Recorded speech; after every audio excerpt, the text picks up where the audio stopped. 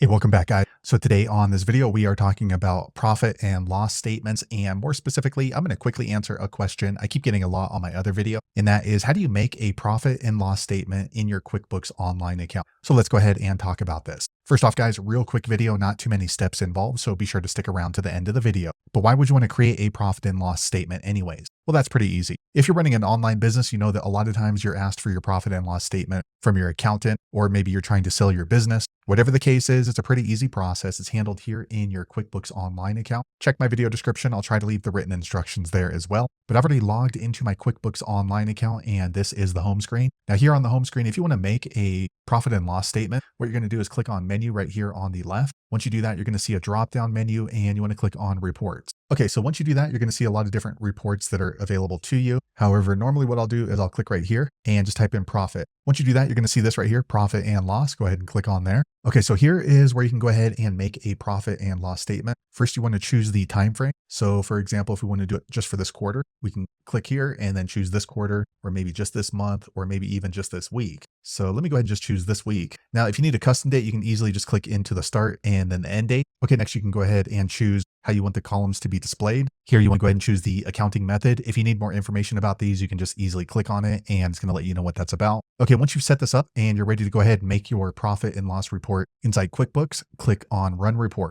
Once you do that, your report will show up right here based off of the parameters that you put up here. So there you have it, guys. If you're wondering how to make a profit and loss statement in your QuickBooks Online account, that's the easiest way I know how to do it. If you know an easier way, be sure to leave a comment below. Let the rest of us know how you did it. Hopefully you found that video useful. If so, click thumbs up or maybe consider subscribing to my channel, and I hope to see you on the next video. Thanks again for watching.